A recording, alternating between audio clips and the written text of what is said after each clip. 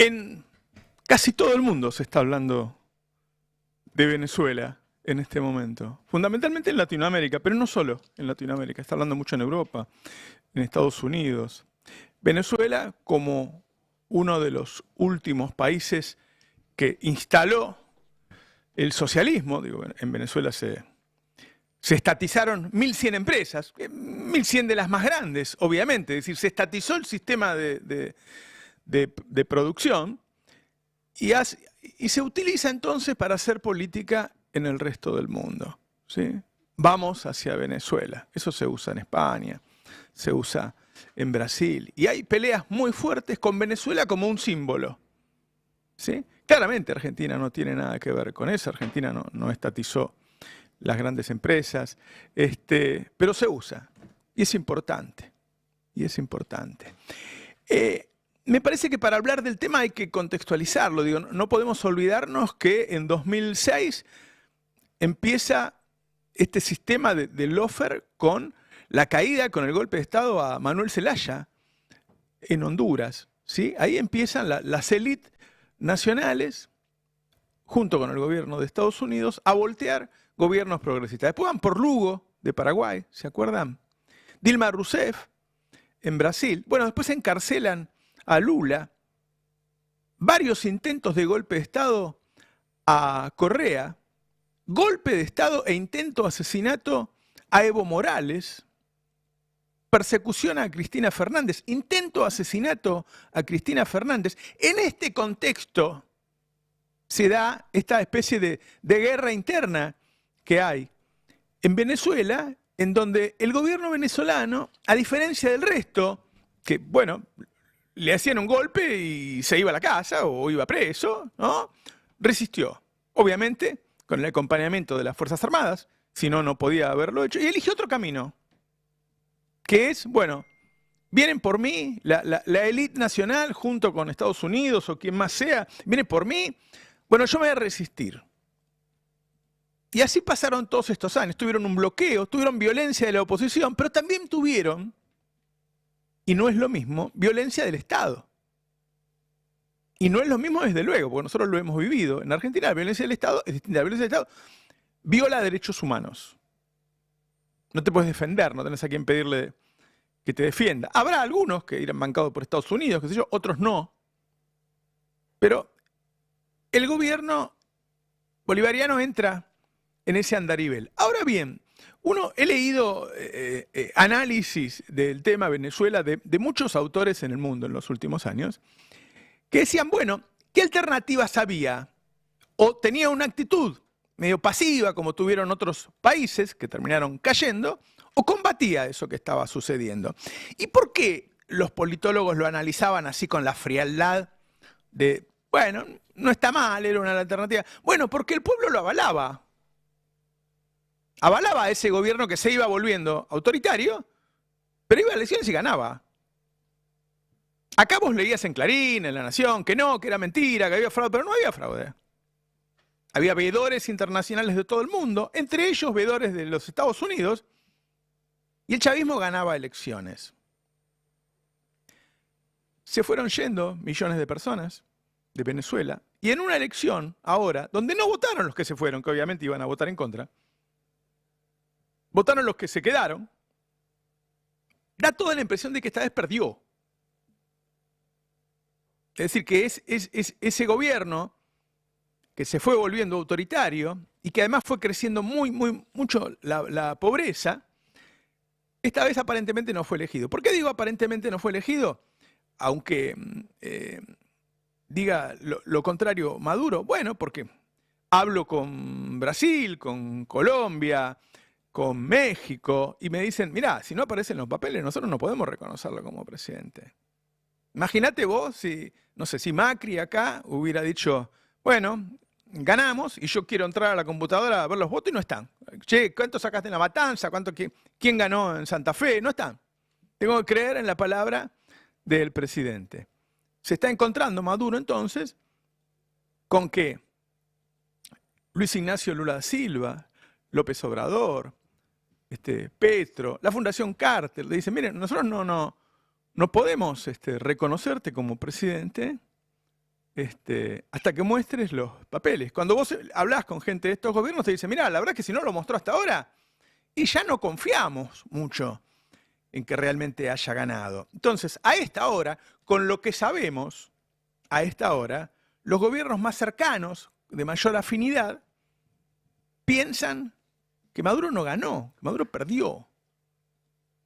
Yo veo aquí colegas o personajes públicos a los que yo aprecio y admiro, que están apoyando esta situación de Maduro. Ahora, el tema es si el pueblo se expresó en contra, si es así, si se confirma que Maduro no tiene forma de demostrar que ganó, ¿quiénes somos nosotros para decirle a ese pueblo, que además son los que se quedaron, además tenés millones afuera, que votó en contra, que no, que mirá, a mí me cae bien el chavismo, entonces aguántenselo? No, una cosa era mientras ganaba. Entonces uno podía discutir contra las mentiras de La Nación y qué sé yo, y de Clarín, decir, no, este tipo ganó. Y está peleándose con la oposición porque la oposición es violenta, que lo es, que es violenta. La líder de la oposición es violenta, ¿sí? Y mucha elección no tenía porque si no caía como Evo, como otros gobiernos, ¿sí? Podías entrar en esa línea narrativa. Ahora, ¿cómo entras en esa línea narrativa si perdió? Si se confirmara que perdió. Si no se confirma, si dentro de un rato Maduro muestra los papeles, bueno, será otra cosa. Entonces el pueblo de Venezuela sigue aprobando ese tipo de gobierno y es lógico que siga gobernando. Ahora, la verdad es que la impresión que da a esta hora ya es martes. Hace un día y medio que cerraron las elecciones. Uno tiende a pensar, como piensa Lula, como piensa López Obrador, el Frente Amplio de Uruguay, Mujica, digo, y que perdió. Y si perdió se tiene que ir. Porque tiene un costo que no se vaya. Hoy a la tarde va a haber dos manifestaciones, una de oficialistas y una de opositores. ¿Y qué va a pasar? Va a haber violencia, va a haber muertos. ¿Y qué pasa en el resto de la región? Bueno, se pagan costos, los movimientos populares están pagando costos. Viste que sacan la foto de Cristina con Chávez y qué sé yo. Hay un costo generalizado, Lula lo dice, esto tiene un precio para todos. Maduro se abraza al peronismo y dice, no, yo soy peronista, soy de Vita. La verdad que el peronismo siempre reconoció las derrotas. Derrotas por un punto reconoció, como Néstor Kirchner, como Cristina Scioli en 2015. Entonces, bueno, esto de decir yo gané y no mostrar las actas no se parece al peronismo. En todo caso se parece más a los fraudes de la derecha. Nada, me parece que en el momento en que Maduro no puede demostrar que ganó, si no lo hace, y bueno, es porque el pueblo ya no quiere más eso. Entonces, una posición desde Argentina, por algún tipo de afinidad ideológica, algunos los tendrán más, serán más de izquierda y otros menos, qué sé yo, frente a un pueblo que no lo quiere, y que sabemos que de esto viene la violencia, y Venezuela se va a convertir en otro de los terrenos de disputa de Estados Unidos y China y Rusia, y el precio lo pagan los venezolanos, que hoy el 80, el 90% son pobres. Y a mí me parece que no va. Y comprendo entonces que Lula, López Obrador, Petro, yo la verdad que respeto muchísimo a Lula, es un tipo muy admirado por mí. A López Obrador lo conozco menos, pero también indudablemente hizo un gobierno popular estando al lado de Estados Unidos, es un tipo que se merece respeto, y le están diciendo, flaco, si no ha demostrado resultado, perdiste. Esa es la situación ahora. Veremos qué pasa en las próximas horas. Por ahora, mientras no lo demuestre, Maduro perdió. Buen día, ¿qué tal? ¿Cómo están? Buen día, Roberto, ¿cómo estás? Bueno, discrepen. No, hay un dato, yo ayer estaba viendo algunos datos económicos de Venezuela. El más comentado es el costo de una economía dolarizada, el costo de vida, en vida, para los ciudadanos de una economía dolarizada, donde se hace muy cuesta arriba la cotidiana. Y después en la macro, yo creo que ahí se empieza a visorar un Maduro que puede sostenerse un tiempo desde una superestructura de alianzas internacionales que supo tejer desde el 2018, cuando efectivamente sí quedó muy aislado en aquel proceso. Si uno ve que los primeros que salieron a respaldarlo fueron China, Rusia e Irán, Son 3 aliados muy importantes que le han permitido a Maduro y a Venezuela hoy tener aproximadamente 400, 500 mil barriles de petróleo. Venezuela venía de tener 3 millones, ¿no? O sea, cayó muchísimo las posibilidades productivas de lo único que exporta y produce Venezuela, y es uno de los problemas estructurales que ha tenido todo el proceso chavista. No logró sustituir importaciones en materia de alimentos, que era el gran desafío que se había trazado Chávez. Y la razón por la cual había tejido alianzas regionales importantes con la Argentina, con Brasil. Bueno, ese modelo se diluyó a partir del 2018, volvió a reprimarizarse de manera muy fuerte la economía venezolana, y me parece que eso es lo que terminó decantando en este estadio que vos bien definías, la pérdida de apoyo popular, que es central. Un gobierno popular sin apoyo popular. Todo lo demás lo discutíamos pierde de afuera. sentido, Lo discutíamos de afuera y decíamos, mirá, los venezolanos lo siguen eligiendo. ¿Qué sé yo? ¿No? Un gobierno popular sin apoyo popular es un oxímoron. Bueno, vos decías que todas las decisiones tienen consecuencias. Y hoy la oposición venezolana está en algún punto pagando las consecuencias de haber denunciado muchas veces fraude cuando no lo había. Claro. Sí. Porque si no hubiera pasado eso, seguramente Lula, Petro, López Obrador no serían tan prudentes, y después de pasadas casi 48 horas ya estarían diciendo, bueno, evidentemente hay algo raro, como hay un efecto Juancito y el Lobo, Pastorcito mentiroso, porque la oposición sistemáticamente viene denunciando fraude en prácticamente todas las elecciones de Venezuela en las últimas 2 décadas. Esas consecuencias se pagan para todos, para oficialismos, para oposiciones. Bueno, de hecho, ayer la oposición dijo que tenía los datos, que los iba a cargar en una página web, y yo hasta ahora no pude entrar a esa página. Sí.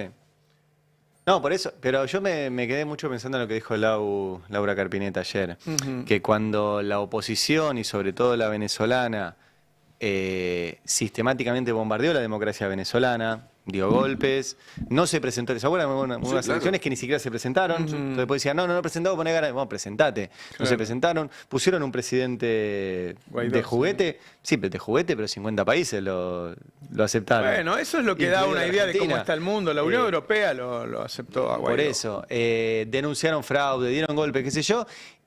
El problema es cuando el oficialismo hace algo parecido, que es lo que vos decías antes. Digo, si ganaste. Yo siempre aclaro que a mí no me parece un buen sistema el sistema de voto electrónico que tiene Venezuela hace muchos años, como otros países que eso no funciona. Pero teóricamente tiene un respaldo papel, que es el acta. Y bueno, por lo menos deberían mostrar eso y no lo están mostrando. Eso es raro. Sobre todo también de un chavismo que reconoció derrotas. El chavismo perdió 2 veces en estos años. La reconoció una vez Chávez en vida, perdió elecciones, y Maduro perdió elecciones y De la medio reconoció. término. De medio término. Sí, de gobernaciones y de... Maduro, Porque hay cuando que decir perdió, en realidad anuló las elecciones en un estado entero y terminó generándose una asamblea que no reconocían, digamos. También Este tipo es de el punto gobiernos extremo de años de a este deterioro tipo de gobierno institucional. le cuesta irse a la casa también, ¿no? Digo, ¿quién maneja esas 1000 grandes empresas del país? Los militares. Se ha generado como una burguesía de tipos que manejan grandes empresas, que tienen grandes, lindos casas y qué sé yo, y que, bueno, como en ese tipo de sistemas, la verdad, alguien maneja las empresas cuando se estatizan las obvio. empresas, ¿sí? Esos tipos hay que ver ahora si después son investigados. qué sé yo, Y o sea, también es cierto que Y son los milicos, son los que tienen las a armas. este tipo de gobiernos les cuesta dejar el poder porque tienen una oposición que hace 20 años le viene diciendo que en cuanto dejen el poder los van a fusilar. Claro. Y entonces los incentivos para que Exacto. también haya transición, alternancia democrática, Sí. son muy débiles. Claro. Hay que o sea, el laburo para que Venezuela pueda normalizar su situación es un laburo que puede llegar a tomar años o décadas. El tema es empezar lo antes posible porque cada día que pasa estás más cerca de un baño de sangre. Y también, que es hay lo que debería mucha, tratar de y evitarse. también hay mucha hipocresía. Por Digo, los que supuesto. reclaman democracia en Venezuela hacen negocios con Venezuela desde siempre. O van a Digo, visitar a Astiz a la cárcel. o van a visitar De a hecho, el Steve Ragazzi. gobierno de Biden recobró el permiso para que Chevron explote petróleo en Venezuela, y eso le permite hoy explotar a Venezuela 400.000 barriles. Claro. O sea, Por algo el respecto al gobierno de Estados Unidos mantiene mucha prudencia. claro, ante la el situación. gobierno de Biden, el gobierno de Trump había sido más duro con Venezuela y con el gobierno de Maduro. Hay, insisto, 2 cosas. Un gobierno popular que pierde apoyo popular pierde sentido, y ahí hay un problema de base. Después, la hipocresía está a la orden del día en las relaciones políticas. permanentemente, con relación a Venezuela. Es una hipocresía que está montada sobre intereses diversos. El interés de Estados Unidos está claro, lo dijo Laura Richardson, el interés de Estados Unidos es manejar los recursos naturales de la región, en Venezuela, en Argentina, en donde tenga posibilidad. O sea que Estados Unidos lo ha dicho públicamente, no hay ningún misterio. El interés de la Argentina, en la representación de su gobierno, tiene que ver con la vanidad del presidente más que otra cosa.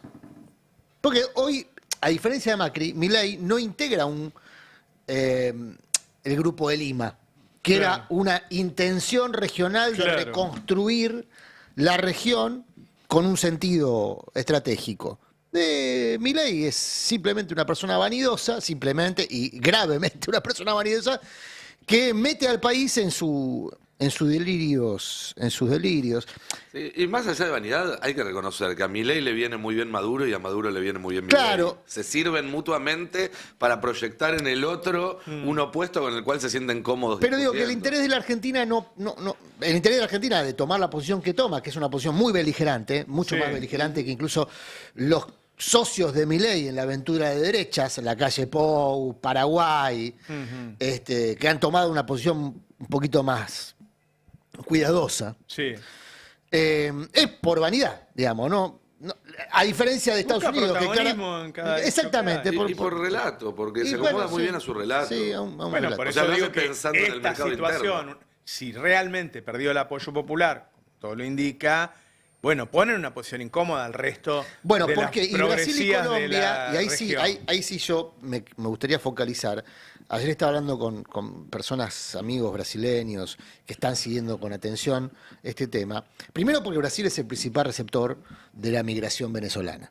Y eso es un problema demográfico que tiene el norte de Brasil muy serio desde hace mucho tiempo. Claro. Y Brasil no quiere que esto se incremente. Y naturalmente, por el estado de violencia que hemos visto en estas horas, sobre todo si se sostiene y se profundiza, probablemente se profundice también la migración. Los números de Naciones Unidas hablan de 7,5 millones de migrantes. Es la mayor migración, por el lapso de tiempo en el que se produjo, la mayor migración de la historia. La primera había sido siempre la colombiana, producto de la violencia también Claro. en ese país, y Venezuela lo superó por el lapso del tiempo en el que se produjo. Bueno, evidentemente Brasil tiene interés propio. En defensa propia está tratando de encauzar la situación Claro. en Venezuela, cosa que es muy difícil. Y Colombia lo mismo, no por cuestiones ideológicas, no como se le adjudica cuestiones ideológicas Sí. a Colombia, sino también porque Colombia y Venezuela también son grandes receptores de migración Claro. venezolana. Entonces, Colombia y México. Insisto, la posición de Argentina es una posición frívola, lo que no la vuelve menos peligrosa. Ahora, el peronismo no tomó posición todavía. No, el peronismo no. Quería hacer un comentario. Salvo yo. Quería hacer un comentario sobre esto que pasó ayer con Pasó algo con Maduro. la Cámpora, no quisiera aclararlo eso porque la Bueno, Cámpora... la Cámpora ha negado y no hay ningún...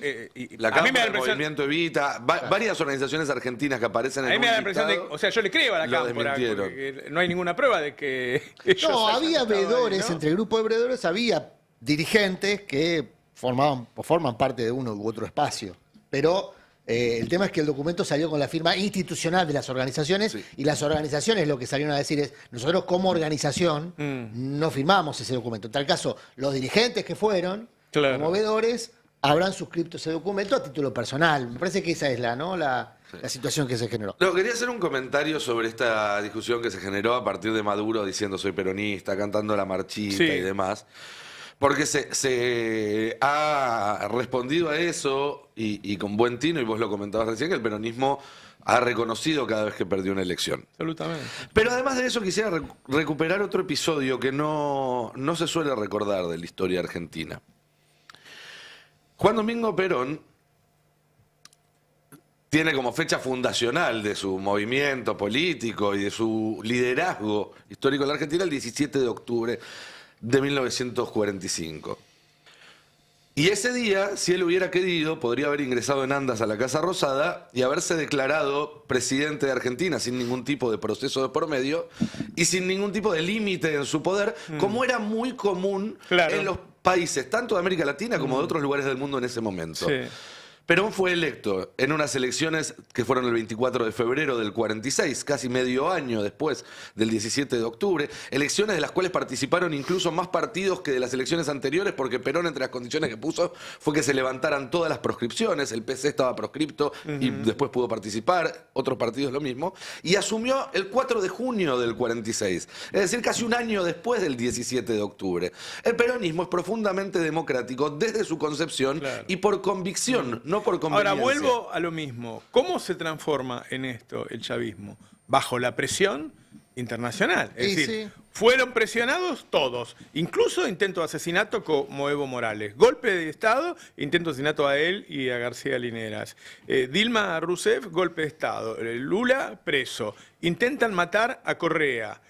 Hoy vive en el exilio, el tipo no puede volver a su país. Golpe de Estado a Lula.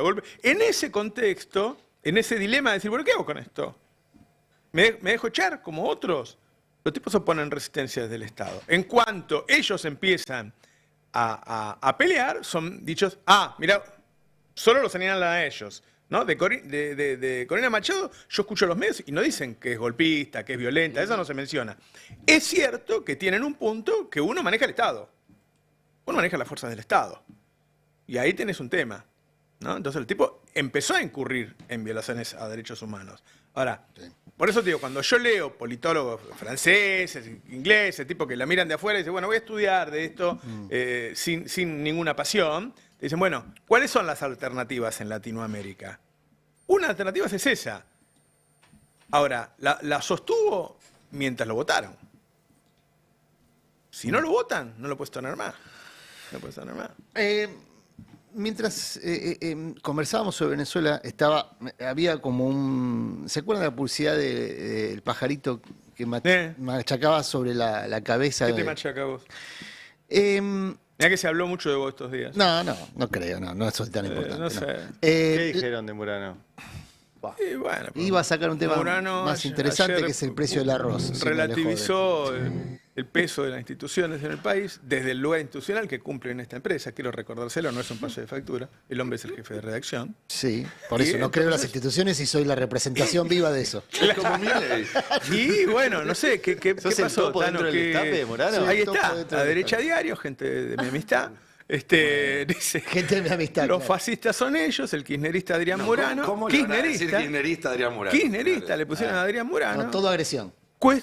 Es todo agresión. Todo sí. agresión. Que cuestionó la democracia. Yo defiendo modelos de inclusión. Si la democracia no incluye, entonces no es un modelo que me represente. Pará, ¿puedo pedir más? Yo desde el lugar institucional más alto, diría yo, discrepo.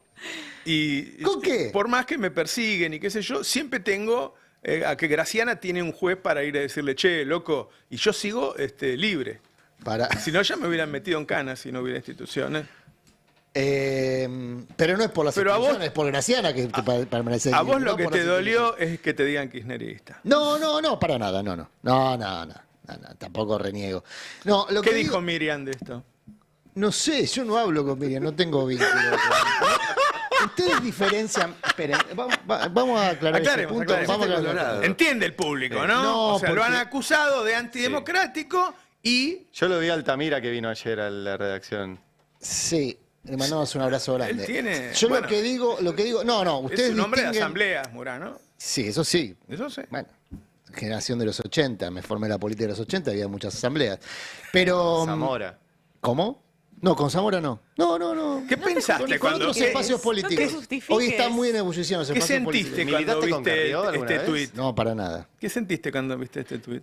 Estoy pasando una respuesta, porque pedí bar. ¡Pedí bar! Pedí bar. ¿Qué, porque vamos a para tener mí- que escucharte de nuevo? No, hice así, pedí bar. Porque el recorte es un recorte de mala leche. No digas eso Le falta contexto. No vas a decir eso del compañero Es un recorte de Salimedo. mala leche. Pero pará, déjenme aclarar una cosa por vez. Yo digo, las izquierdas hay muchas identidades políticas, no hay una sola. Yo entiendo que en la Argentina Bueno, hay nosotros una estamos en la tentación mayoritaria. unificar. Sí, bueno, por eso. Que es bastante diversa a su vez, digamos, la mayoritaria. ¿Algunas satisfacciones te ha dado, Murano? Por supuesto que sí, Ah. claro. Sí, por eso terminé, como bien anticipó Perón, todos somos peronistas, en algún momento nos damos cuenta. Yo demoré un tiempo. Tardaste. También puede ser que uno después vuelva a cuarteles de invierno si es que el peronismo se va para otro lado. Claro. Pero digo, lo que me distingue de muchos compañeros Sí. es que no soy macartista. Ah, Entonces, por eso la confusión. Por ejemplo, lo miro al Tano, que suele confundir el no macartismo con la militancia activa. Son dos cosas distintas. No soy macartista. ¿Por qué bueno, parecemos ¿querés darle alguna macartismo? respuesta, La compañero di, Cerimero? para que le doy, acá lo estoy pasando, mirá, la respuesta. Porque es así. Yo tengo una definición propia, cada cual tendrá la suya. A Ayer, ver. por ejemplo, me dejó pensando Nico sobre esta idea de más y mejor democracia. La mejor forma de mejorar la inclusión es con más y mejor democracia, dijo Ajá. Nico. Bueno, me quedé pensando en eso y entonces volví al faro que tengo. La vas a seguir la pelea, dale. Por supuesto. Volví al faro que tengo desde que soy chico, que es EVE. ¿Qué O sea, qué? EVE. Yo Ah. cada vez que tengo un momento de confusión o de duda en mi vida política, en mis ideas políticas, abrevo en EVE. Mm. Y EVE para mí dio la mejor definición de lo que yo creo es una buena acepción de la democracia. Ahí le acabo de pasar, por si quieren. Si quieren, quédense solo con lo de la derecha diario. Yo pasé mi respuesta. Pasé mi respuesta. Pónganla, a ver, Es una, La culposa a los productores, ¿viste? Sí.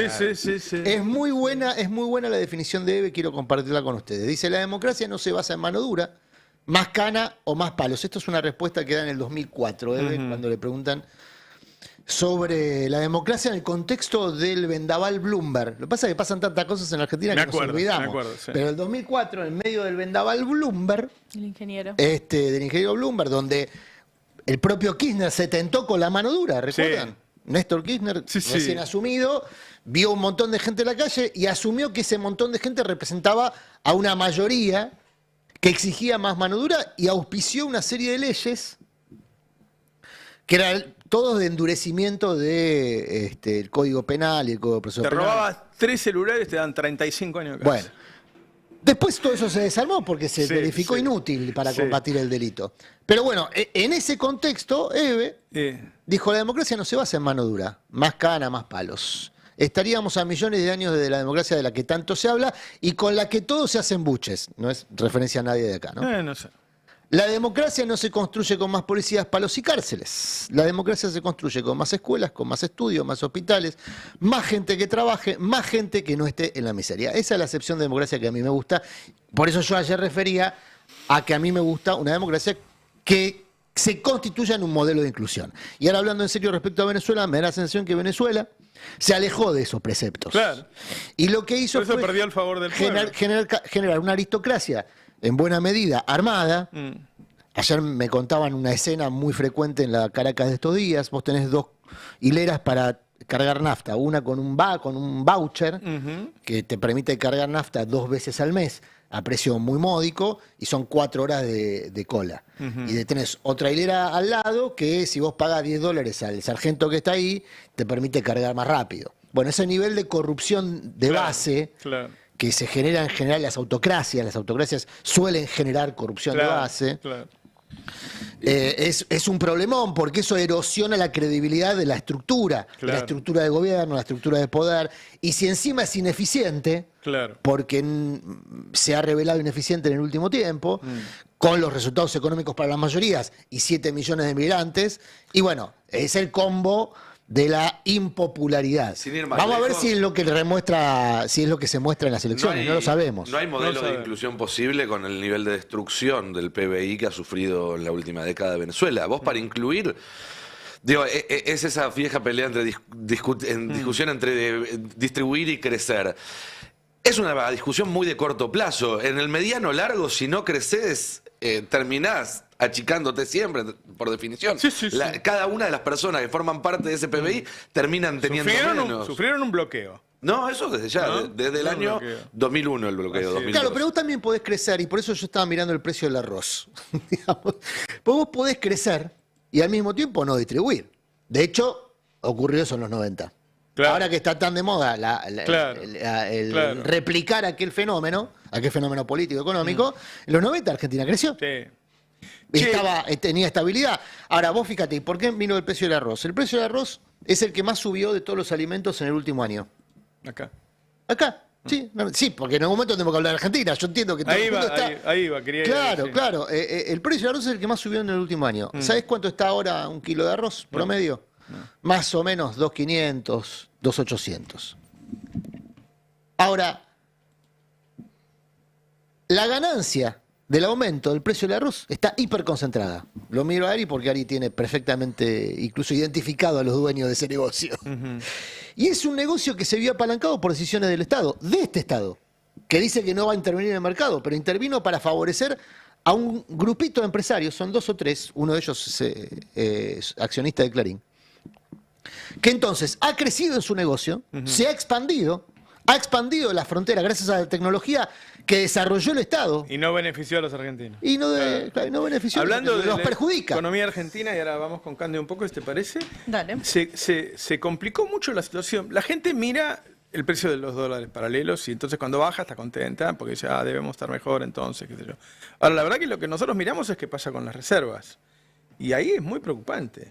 Es muy preocupante lo que está pasando con las reservas porque pareciera que el Banco Central actúa como si tuviese reservas ilimitadas. Había una metáfora que me dio un hombre de los mercados que decía, bueno, el Banco Central se para como si tuviese una bazuca y detrás tiene una pistolita de agua. Pasé un gráfico de las reservas que muestra la evolución que vienen teniendo estas reservas que... Para entender un poco, porque las reservas parece como algo medio abstracto, los dólares que están guardados en el Banco Central es lo que respalda nuestra moneda, es lo que respalda los pesos. Los momentos de crisis profunda de la Argentina no tienen que ver tanto con fenómenos de espiralización de precios por sí mismas, sino porque el Banco Central se queda sin reservas. Claro. Cuando el Banco Central se queda sin reservas, tu moneda no tiene respaldo y por ende no vale nada. Entonces, por eso es tan importante lo que suceda y lo que se decida que se haga con esas reservas internacionales. En julio se perdieron 1.884 millones de dólares de reservas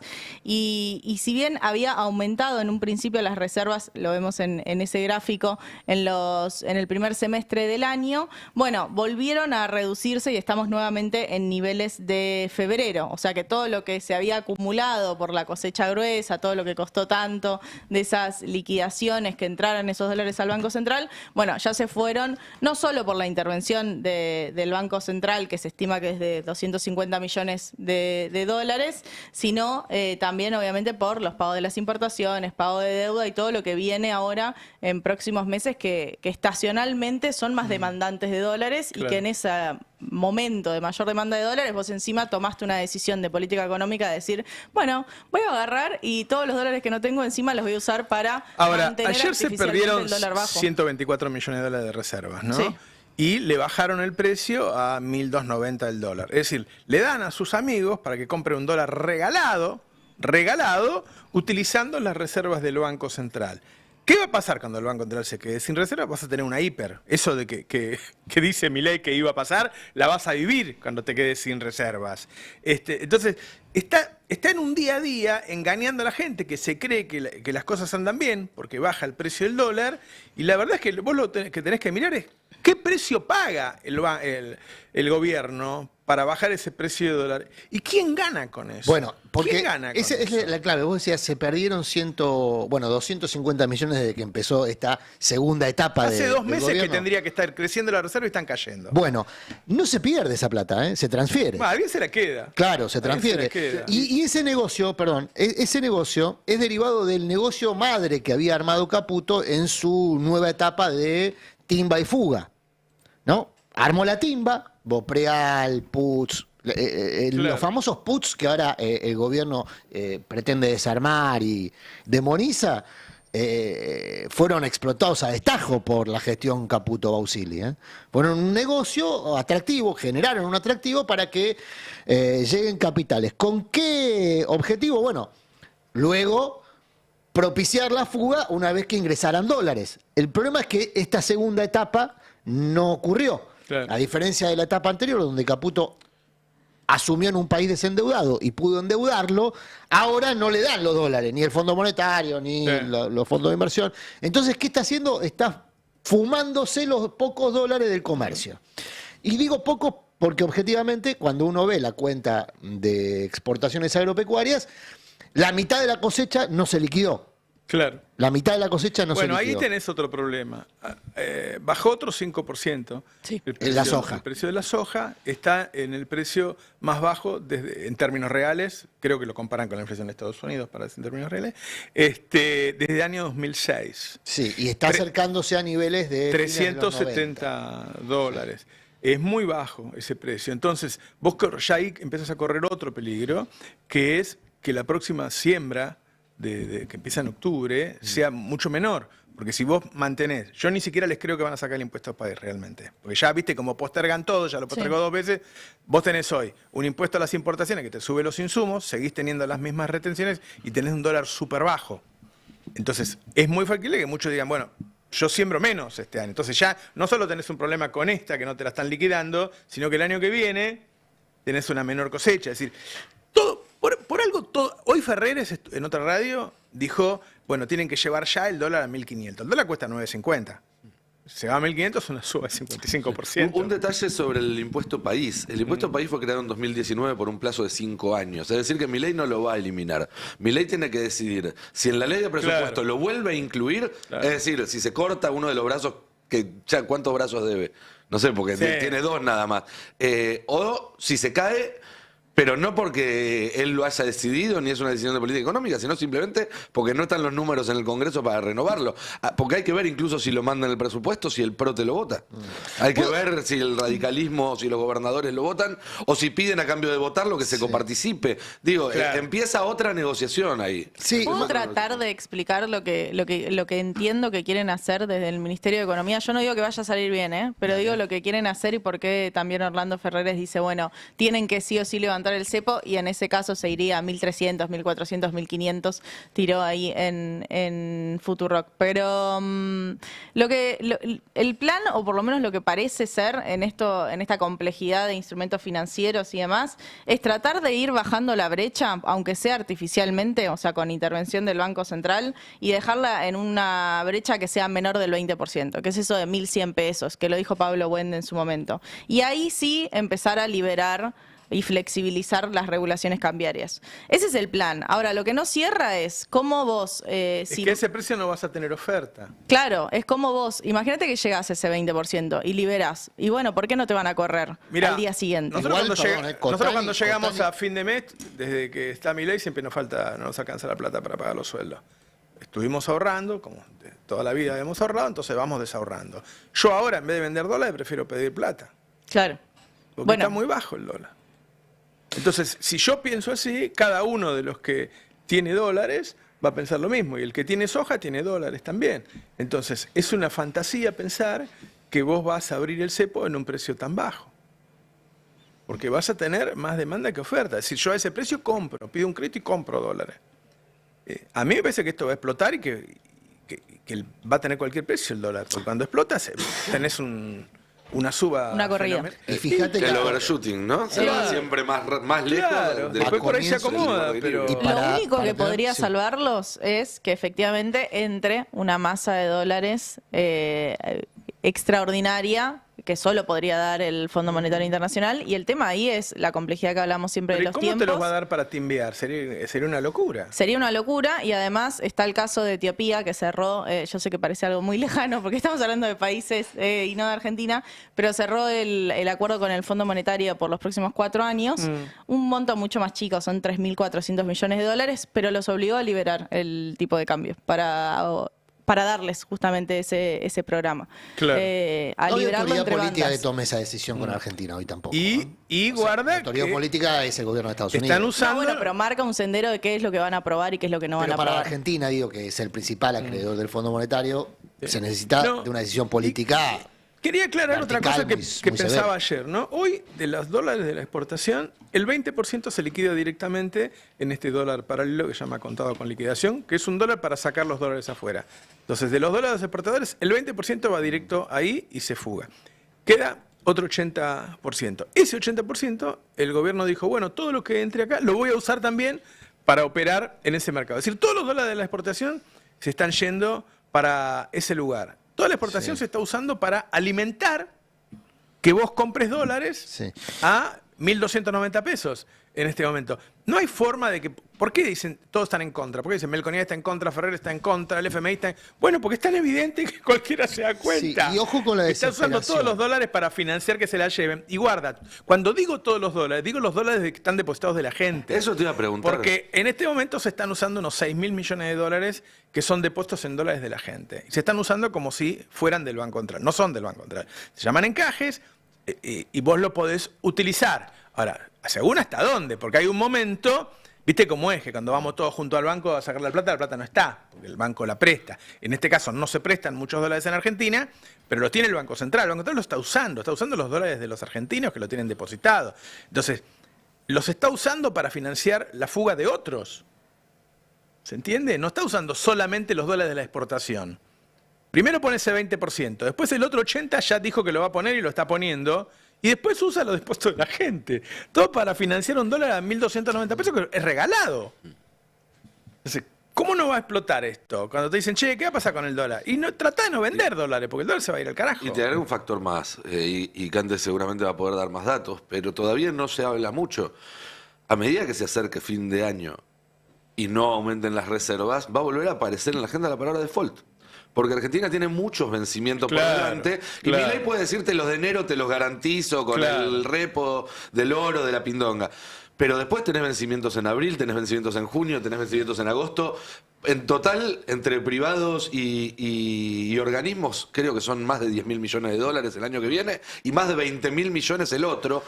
Con lo cual van a empezar esas preguntas de, che, ¿dónde va a estar la plata para pagarnos? Claro, y si no contesta el gobierno, los bonos se van a volver a caer en picada. Ya empezaron hace unos días hablamos con Javier Timerman, trabaja en Wall Street hace 30 años y se dedica a asesorar a la gente que le tiene que creer o no creerle al gobierno de Milei. Y nos dijo que hace ya rato que la principal preocupación de esos inversores no es el déficit y no es la inflación, sino que es que el gobierno no tiene dólares. O sea, eso de nos preocupaba el déficit y todo eso.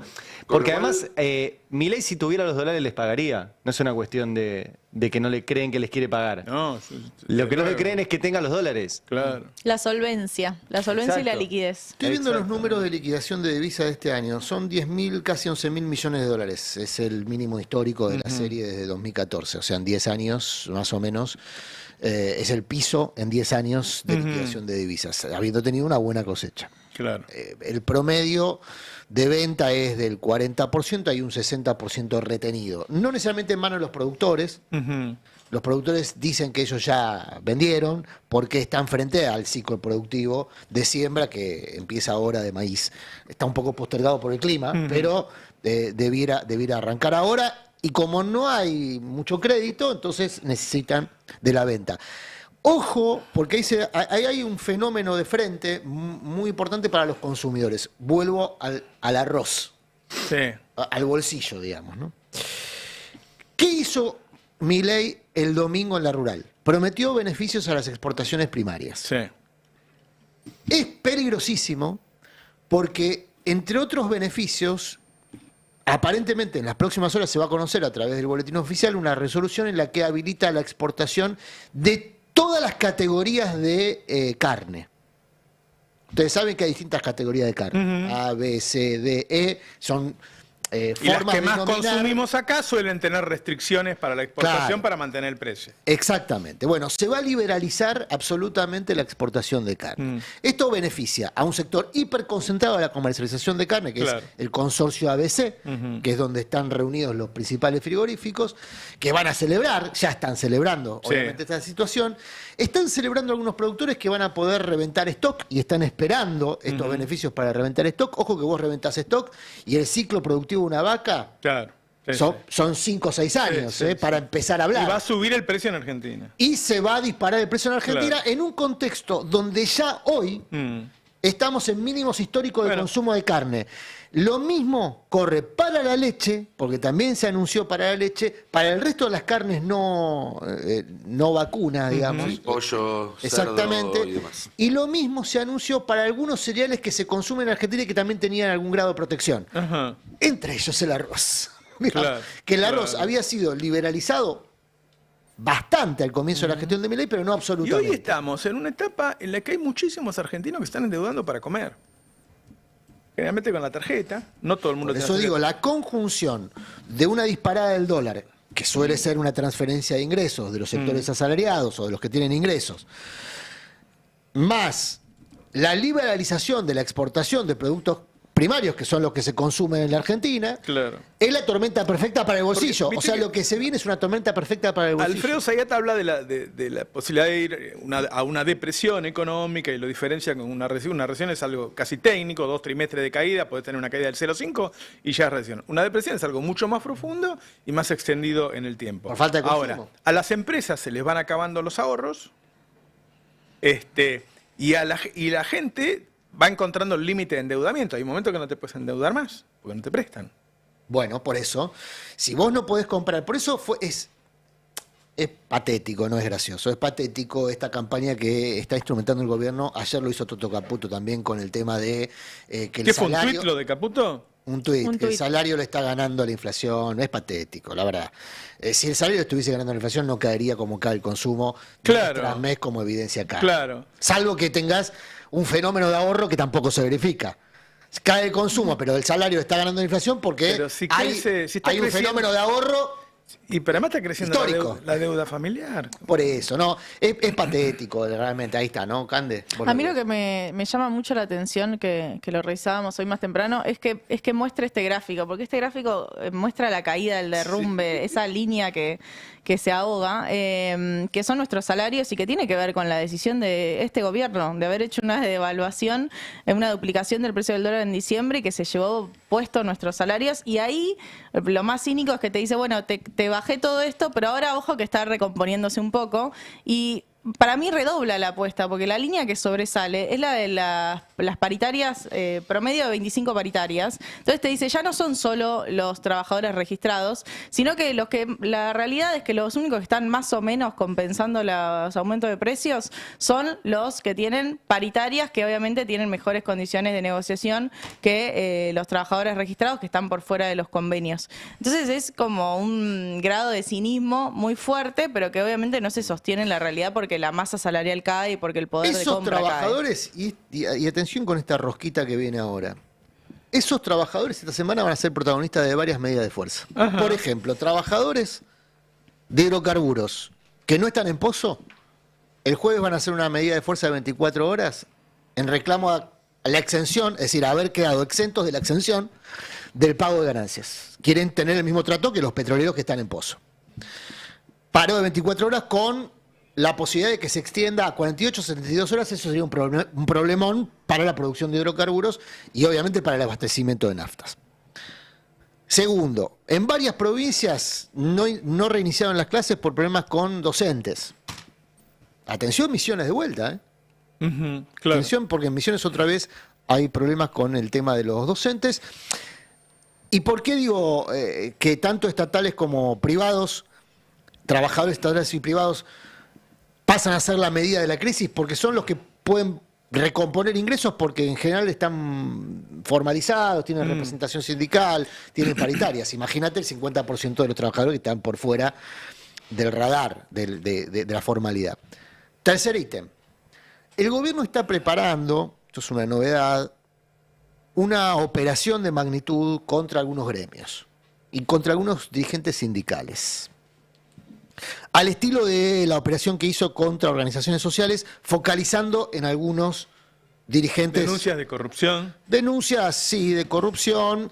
Va a recrear lo que hizo Macri en los primeros 2 años de gestión. ¿Se acuerdan que había una campaña permanente de demolición y demonización de dirigentes sindicales, Sí. aprovechando algunos casos muy obscenos? Sí, sí. El de Balcedo, el sindicalista de La Plata que tenía un zoológico privado en Uruguay.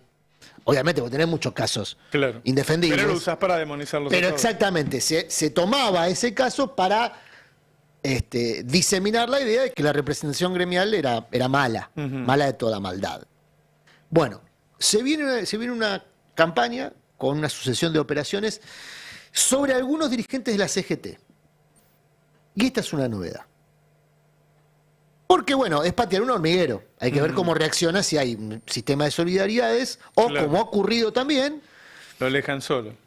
o se montan sobre esas operaciones para ganar posiciones. Ha ocurrido También. en tiempos de Macri, dirigentes de la CGT propiciaban operaciones contra compañeros de la CGT para ganar posiciones, porque bueno, hay los juegos del hambre. Sí. ¿No? Hay poco y se disputa.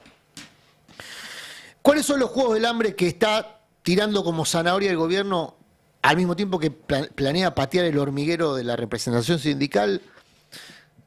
Distribuir ingresos de manera discrecional por obras sociales. Hay algunos gremios que tienen obra social y prepaga y que esto le da doble chance de mejorar sus ingresos por esa vía.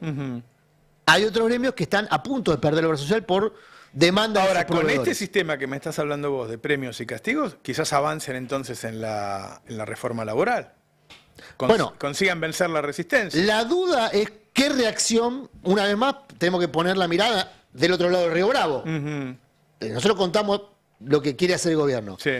Bueno, si yo estoy enterado, me imagino que también los muchachos están Ahora, enterados. al mismo ¿Qué tiempo- van a hacer del otro lado del Río Bravo? Al mismo digamos? tiempo que están haciendo eso, digo, en agosto, según anunció, adelantó Clarín, iba a haber un fallo de segunda instancia sobre Cristina en el caso Vialidad, y están avanzando muy fuerte en la persecución, ¿no? Ayer tengo acá, me dicen Taib Ayelem Romano, perseguida por... Claro. ¿verdad? No sé si lo podemos poner, es el número 11. Está avanzando el tema de la persecución en las redes con mucha fuerza, que a mucha gente le genera miedo, ¿no? Mucha gente le genera miedo. ¿Lo podemos poner? A ver. La primera vez que me doxearon a mí fue en el 2021, ¿sí? Pero este año la situación tomó otro tenor, porque es como que me agarró de puntos un grupo de gente, algunos son libertarios, otros se hacen decir que son ex libertarios, pero todos se conocieron ahí, ¿no? Cuando estaban formando la Juventud Libertaria. Al principio se subían a mis spaces de Twitter, que son como unos vivos, ¿no? Donde solamente te conectás por la voz, no se ve tu cara. Y trataban de molestarme, se reían de mi cuerpo, a pesar de que nunca habían visto una foto de mi cuerpo, ¿no? Pero me decían lechoncita. Se burlaban de mi salud mental, intentaban ver cómo podían hacerme como medio pisar el palito para que yo me angustie. Y en un momento me cansé porque hacían comentarios que yo los consideraba bastante nazis, ¿no?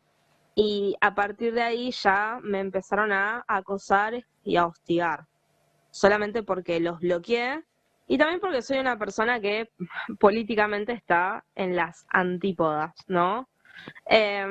Y bueno, primero empezó con que... Bueno, este repartieron testimonio lo dio medidas de ayer cumpleaños a la noche. en Argentina Política, acá en el Destape, y está sucediendo cada vez más. Es decir, primero empiezan, cuando dice doxeo, le consiguen datos y difunden datos personales de la persona. Estamos hablando ya que no es que te puteé en Twitter, ¿no? Sino que los tipos te hacen espionaje, claro, te van a tu casa, te tocan el timbre, es decir, el gobierno está poniendo pesado. Pero recordemos lo que decíamos ayer, pesado porque la economía no le cierra. Claro.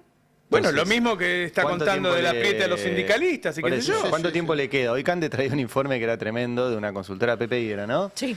Que decía que le quedan 60 días de dólares Claro. a este ritmo de mantener el dólar barato. Y bueno, ¿qué necesitas? Meter miedo. Lo de ayer de Patricia Bullrich, que además la leímos no completa, hoy hablamos con Martín Becerra, un especialista, y leyendo completa la resolución de Patricia Bullrich de que va a ser ciberpatrullaje, no solo incluye redes, sino que incluye aplicaciones. Sí.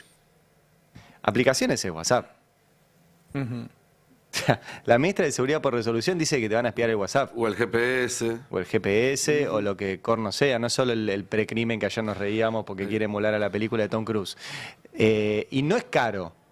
Digo, para un Estado comprar un aparatito que circule y te logre chupar el WhatsApp, no es caro. La última vez que a mí me dijeron salía $15.000. O sea, Claro. puede comprar un montón de aparatitos de esos para andar espiando. Entonces, todo eso, con los fondos de la CIDE, con la banda que está dentro de la Rosada, ya naturalizamos cosas. Yo el otro día, chateando con Johnny Aguirre, nuestro acreditado allá, le decía, che, fíjate que el gordo Dan, que es como una suerte de líder de una misa que hacen y qué sé yo, no es funcionario, pero no solo tiene muchos ingresos a la Rosada, él autoriza ingresos. En las planillas de acceso a la Casa Rosada vos tenés quien entra, que ya es un dato, pero entrar puede entrar cualquiera, puede entrar vos, puede entrar yo. Claro. Pero autorizar un ingreso, vos tenés que llamar a la puerta y decir, entra este. Claro. Bueno, el gordo Dan figura autorizando ingresos. Y Johnny me decía, sí, claro, yo me lo cruzo todos los días y los veo a todos, tienen la oficina acá. Y le digo, pero eso no es normal. Entonces, hay todo un dispositivo, porque esta chica que lo cuenta, lo ha contado en sus redes, es perseguida por estos muchachos, financiados por este gobierno, y ahora seguramente aceitados con los fondos de la CIDE, y ahora además con el Ministerio de Seguridad detrás. Dato. Son tantos que están planeando llevar a una parte, no a todos, al edificio de Telam en la calle Belgrano. Claro, el tema es que escuchar el relato Son tantos, es un edificio grande, de varios pisos. Son Pero es- tantos. que Digo, se los quieren escuchar el llevar relato de esta piba y pensar que eso salió de una oficina pública. O sea, que el armado Claro. de que la vayan a Imagínate amenazar por un en su segundo si cumpleaños. eso hubiera sucedido en el gobierno de Cristina o de Alberto. Agrego unos datos más para completar esto. La unidad de ciberpatrullaje depende directamente de la jefatura de gabinete del Ministerio de Seguridad, Sí. que está a cargo de Carlos Manfroni, alguien que escribió libros con Victoria Villarruel, por ejemplo. Claro. O que fue conocido alguna vez por algo que escribió sobre Charlie García y se viralizó y lo obligó a renunciar en su momento al cargo que tenía. La revista Cabildo, ¿no? Escribía en la revista Cabildo, así es. El otro dato, para completar esto, y esto en todo caso lo podemos profundizar después durante el programa, Roberto, porque traje algunos materiales, es que mañana se va a empezar a discutir en comisión en la Cámara de Diputados el proyecto de ley antimafias de Patricia Bullrich, proyecto de ley del cual ya hablamos acá varias veces, porque tiene, entre otras cuestiones, dos que son especialmente preocupantes si uno las combina con el dato de la nueva CIDE y con herramienta de ciberpatrullaje. Una tiene que ver con la posibilidad de determinar investigaciones en las cuales se puedan hacer detenciones, allanamientos e intercepción de comunicaciones sin orden de un juez. Pero la otra, que es la que está tomada de la ley antimafias de Estados Unidos, es la que dice que si se descubre una organización mafiosa, entre comillas, porque muchas de las descripciones que se dan podrían caberle a una organización política también si decidieran avanzar por ese lado, entonces todos los miembros de esa organización pueden ser juzgados por el delito más grave que haya cometido uno de ellos. Eso está así textual en un proyecto de ley que mañana se va a discutir en comisión en la Cámara de Diputados. Es decir, estamos hablando de algo que está avanzando en el Congreso. Imagínate, después en el programa lo charlamos con más tiempo, pero imagínate que sabemos que este gobierno, por ejemplo, marchar contra una ley o para tratar de impedir que se trate una ley es un delito y es un delito Claro. asimilable con un golpe de Estado y con terrorismo. Bueno, imagínate que detectan con inteligencia artificial que vos comentás en una red que tenés pensado ir a una manifestación. Lo dice, sí. Y entonces, para evitar la manifestación, ya no es que van a esperar a que estés ahí y usar una excusa para correrte con gases y palos y llevarte preso, sino que te van a poder ir a buscar a vos, aquellos que interactúen con vos en las redes y aquellos que formen parte de las mismas organizaciones que vos, antes de que sea la marcha para evitar que vayas. Todo eso que parece ciencia ficción, que Bueno, parece la verdad es distópico. que la dictadura entraba, te tiraba a la puerta y te buscaba todas las libretas, qué Bueno, sé yo, y iba a imagínate buscar eso- a todos tus amigos. Imagínate eso potenciado con ciberpatrullaje. ¿Es eso lo que están planteando abiertamente hacer? ¿Ese es el modelo, el plan represivo que ¿Y propone cómo este lo van gobierno? normalizando y naturalizando los medios y los personajes públicos argentinos de relevancia, ¿no? Sí, y respecto a esta asociación que vos hiciste con los métodos de la dictadura, obviamente el tiempo ha cambiado, la tecnología, Ya no hace falta tirar la puerta abajo. pero pero digamos, está bien lo que vos planteás en términos de metodología de represión, ¿no? Después está la aplicación, las aplicaciones, las herramientas de esa Claro. metodología. Anteayer, una diputada que participó del Horror Tour que hicieron varios legisladores por el penal donde están Von Bernich y otros Sí, sí. genocidas, Bonacci es la diputada, dijo que ella asumió que como la invitación provenía de la presidencia de la Cámara de Diputados, es decir, de Martín Menem, contaba ese tour con la venia, con la autorización, incluso con el diseño, con el impulso de la Casa Rosada. Bonacci dice, bueno, yo lo asumí, me pareció que incluso tenía un buen fin, que era ver cómo estaban los que parte de ese dispositivo considera presos políticos. Y que, bueno, después verificaron que no, que en realidad había sido una idea de un sector de la Casa Rosada. Bueno, ese sector de la Casa Rosada, si efectivamente, y como todos los días se verifica, porque de hecho hay una investigación en curso, ese tour se hizo a instancias de un pedido de transporte que emitió la presidencia de la Cámara, que es Martín Menem. Si ese tour se hizo a instancia de Martín Menem, quien está detrás de eso es Karina Milei. Sí. ¿Por qué es importante? Porque es Karina Milei metiéndose en un terreno de Villarroel. De Villarroel, claro. Claro. Entonces empieza a verse con más claridad de qué fue ese tour. No, pues, automáticamente asumimos que era una expresión de simpatía. Sí. Lo contó muy bien Diego Genú la semana pasada en una nota del Destape Web, que de Villarroel sospechaban que en realidad Karina Milei lo armó como una trampa contra ella. Claro. Es decir, que lo armaron para que parezca que lo impulsó Villarroel, cuando en realidad lo impulsó Karina. El tema es que a Villarroel, ¿por qué le molestaría? Si ella abiertamente reconoce haber hecho eso. Es lo que estoy tratando de precisar. La novedad que expone Bonacci, porque esto es de estas horas, respecto a todas estas secuencias de especulaciones, es que ahora ya no es Karina tratando de meterle ruido a Villarroel público, porque la verdad que a Villarroel, como bien dice Nico, una mancha más al tigre, si ella públicamente se exegeta a la dictadura, ¿qué le cambia? Lo que le cambia es el sistema de relaciones. Lo que está buscando Karina es inmiscuirse ella en un sistema de relaciones que es propiedad de Villarroel. Claro. Y que es un sistema de relaciones que, como bien viene contando hace muchos años Ari, es un sistema de relaciones activo, con poder en la actualidad, Claro. con dispositivos muy importantes, por ejemplo, en el Colegio de Abogados que redactó las leyes que ahora impulsa Sturzenegger. Es un dispositivo de poder que está ampliando sus posibilidades. Estamos de poder. viendo la disputa de la derecha, de Milei, Villarroel, Macri, Exactamente. por esos sistemas de poder. Exactamente. Entonces, que Karina se involucre en esas relaciones que hasta acá tenía alambicada Villarroel, es también parte de esa guerra que se expresó de manera bastante simpática, si querés, el domingo en la rural, cuando mutuamente no se saludaron, cuando Villarroel postea fotos en la que omite a Milei. Viste, Villarroel posteó una serie de fotos en su Instagram donde no está Milei, y al mismo tiempo el tiro de cámara de Milei que omitía a Villarroel. Bueno, todo eso, que tiene una cosa medio ornamental, tiene un trasfondo muy peligroso, que es la disputa por ese dispositivo de poder, que tiene a un sector de ese dispositivo de poder preso con mucha expertise en estos métodos de represión. Ahí está el asunto. Mira, creo que estamos en condiciones de repasar lo que decía Bonacci en estas horas. Mira. De que la vicepresidenta, Victoria Villarroel, tiene lazos muy fuertes con todos los que están ahí adentro. Tal es así que dicen que ella, Villarroel, es parte de ese juego y ella tiene que hacer lo que le indican desde ahí. O sea, el patrón del juego está dentro de la cárcel de Ezeiza. Si vos supieras eso, ¿qué pensarías? Entiendo lo que decís, realmente no me consta esa información. A mí lo único que me consta es que la invitación yo la recibí por parte de un colega. Bien. Realmente, ¿cuál es el trasfondo? Yo creo que va a surgir a través de una investigación.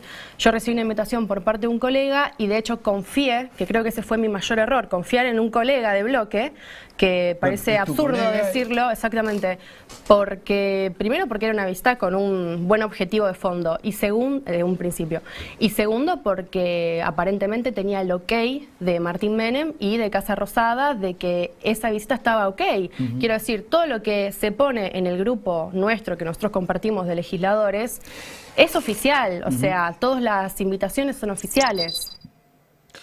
Bueno, ahí estaba, digamos, involucrando Bonacci directamente a la Casa Rosada en esta operación. Operación que, insisto, habla de la velocidad del deterioro.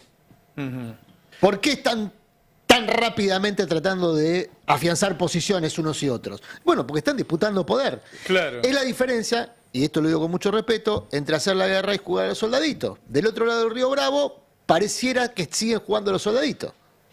Bonacci es la hija, es diputada por Santa Fe, hija de José Bonacci, que es dueño de un sello de goma, Sí. que utilizó Milei en Santa Fe para presentarse como pago por el uso del sello de goma, incluyó a su hija en la lista. ¿Por qué ahora Bonacci apunta contra Karina Milei? Porque Karina Milei lo que quiere para las elecciones del año que viene es que haya un sello de la Libertad Avanza en todo el país y no tener que negociar provincia por y no la provincia con necesita. los Bonacci de cada distrito. Uno se pregunta a esos personajes de dónde salieron, ¿no? Y ahí está. Ojo, porque se está negociando un interbloque entre el PRO que conduce Cristian Ritondo, también muy enojado con Karina Milei y Martín Menem, y Oscar Sago, que se viene proponiendo como armador de este confederal de sellos de goma, donde se irían a refugiar todos aquellos que quedarían en peligro por la estrategia Y electoral que de sería Karina Milei. parte del dispositivo que está armando Villarroel para solventar sus pretensiones de sucesión. Claro. No necesariamente electorales. Porque, y hay que hacer un loop con Venezuela, si vos querés gobernar un país, más allá de que estés en la línea de sucesión, necesitas respaldos específicos. Claro. Sí. Específicos, y hago el gesto, mirá, para que se Guita, entienda. plata. Claro. Mm. Necesitas respaldos contantes y sonantes. En el Parlamento te lo dan los legisladores. En la vida real te lo dan los empresarios. Claro. Hay empresarios que están viendo a Villarroel, empezando por Mauricio Macri, que es, ante todo es empresario, Sí. digamos, y que maneja negocios, que están viendo a Villarroel como la opción de relevo natural, no por la vía institucional solamente, sino porque es la que viene trabajando proteger el sentido del viento. Y ustedes recién hacían una muy buena descripción de por qué el iceberg está a la vuelta de la esquina, digamos. Y bueno, hay mucha gente que lo Ellos ve. lo ven también. Entonces, Algún peronista anda dando vuelta en todo ese armado también. bueno, ¿Cuántos? ¿cómo? ¿Unos cuantos? Unos cuantos. Unos cuantos. Claro. ¿Cuántos? A puerta pensé que habías dicho, perdón. Entre otros, sí. Otra puede ser. Bueno, y con esto termino. Venimos contando acá que toda la última escalada entre Karina Villarroel y entre Karina Milei y Victoria Villarroel se da porque Villarroel propone a un senador muy cercano a Macri para presidir la Comisión Bicameral de Inteligencia. ¿De qué provincia es ese senador? ¿De qué provincia? De Misiones. ¿Dónde estaban los jueces federales que le habilitaban escuchas ilegales a Macri en la primera causa por espionaje de Macri? En Misiones. ¿De dónde es Puerta, que fue el primer padrino político de Macri? De Misiones. Macri tiene un arraigo muy importante en esa ¿De dónde provincia. es el Coti? Bueno, Con el sector de Puerta. ¿De decís vos. porteño? No. no digo, y con la provincia de Misiones, además, al ser está ahí la triple frontera y Yo- demás, es una provincia donde los servicios de inteligencia están más presentes que en otros Vos me lugares. decís que yo me meto en quilombo. Vamos a hacer Ve, eso. algo y Esos hagámoslo. dos. Apaga los micrófonos. Horrible. Yo antes de irme, que me fui 2 semanas, les dije, muchachos, no me metan en quilombo. Ustedes saben, son 2 semanas, ¿sí? Yo cumplí. Y yo los vi meterse en quilombo. ¿A Cande? Yo A estoy vos. impoluta. ¿Cande voto? Primero vos, Yo Cande estoy fue. impoluta. peleándote con el ministro de Economía. ¿Eh? Después Mariano Martín, Uf. con Sturzenegger. Sí. Y acá, Murano que dispara, Yo no estuve, para, dispara yo me fui. para todos lados. Kirchnerista Sí, yo me Murano. fui. Dispara No, para sí, todos Murano fue el lados. peor. No, no hice ¿Cómo nada. dispara? A Murano le dijeron kirchnerista. Sí, no renego para nada, está muy bien. Podemos Mirando. llegar a la conclusión de que no me dan bola, ¿no? En eso hay un consenso. No, yo para no Hay un tentarme con- me fui. Y si quieren, Para no tentar. para no tentarme me fui. Si quieren repito la experiencia, no tengo ningún problema. Me acuerdo, la primera vez que vino el cadete al programa, ya hace como 15 años, le pegó a toda la política en 3 minutos. Y yo no lo conocía. Le digo, escuchame una cosa, no te podés pelear con todo el mundo al mismo tiempo. Te van a matar. Ahora, ustedes son grandes ya. Pero si estamos siendo muy respetuosos. Yo soy joven todavía. Hablando de pelearse, pero no, ya estamos pasados de horario. que Estamos tengo que ir pasados al de horario. médico. Bueno, listo. No, mañana entonces. Porque tengo un cuentito de la provincia de Buenos Aires, de un par de intendentes que están tratando de armar ahí una alternativa ¿Una alternativa a qué? No al gobierno provincial, una alternativa, darle potencia a una alternativa política desde la provincia de Buenos Aires a nivel nacional, porque yo vengo mencionando durante toda esta charla, bueno, del otro lado del Río Bravo falta densidad. Sí. Bueno, hay gente que está empezando a tomar esa aposta, tratar de darle densidad, con una sucesión de actos públicos y demás que se están preparando para las próximas semanas, pero lo cuento mañana. Mirá cómo nos deja. Tenemos tiempo. Suspenso. Candelaria, discúlpame que hayas tenido que ser parte de todo esto. Yo después tengo que dar explicaciones de esto. Yo no quiero quedar pegada. En este momento hago un... Sí, yo no tengo nada que ver. Me da la impresión de que ya quedaste pegada. No. Cualquier momento te dicen Cuca. Sí. Candelaria con K. No. Bueno, dentro de un rato vamos a hablar de los alquileres. Todas las personas que yo conozco, en mi época todos de alguna manera llegábamos a la casita, ¿no? Y ahora es uno de los grandes costos. En estos días está habiendo una suba fenomenal. Bueno, van a venir de la cama de inquilinos dentro de un rato. Y vamos a hablar en un rato con Eduardo Valdés, porque para empezar a preguntarle, yo recién hablé con un hombre muy importante del peronismo en relación al tema de relaciones internacionales. Me decía, bueno, yo tengo la misma posición que Celso Amorín, ¿no? Si no muestra los papeles, la verdad, uno tiene que pensar que no ganó. Y tiene que empezar a haber definiciones, porque ellos están hablando, ¿no? La derecha se regodea, visto que no ganaron nunca, qué sé yo. Y nada, me parece que hay que empezar a escuchar opiniones de qué dicen desde el sector del peronismo de lo que está pasando en este momento en Venezuela, que les repito lo que dije al principio. Es importante Venezuela. A mí me ha pasado con grandes empresarios del país que me han dicho, si Cristina se quedaba, éramos Venezuela. Yo, pero eso no me lo vengas a decir cuando estamos solos, porque eso no tiene ningún sentido. No, yo creo eso. No tiene ningún sentido. No tiene ningún sentido. Cristina estatizó 2 empresas que se las tiraron por la cabeza, Aerolíneas Argentinas y YPF. ¿No? Y gracias a YPF, hoy tenemos vaca muerta y qué sé yo. Sí. Sin embargo, hay un sector del empresario y una gran parte de la clase media que consume eso, que tiene a Venezuela como una referencia política muy importante. Así que bueno, vamos a hablar de eso ahora en unos minutos. Gracias a todos, compañeros, compañeras. La única que se porta bien es Candelaria. Sí. Y el resto no me da bola. Listo, dale, he venido. Chao.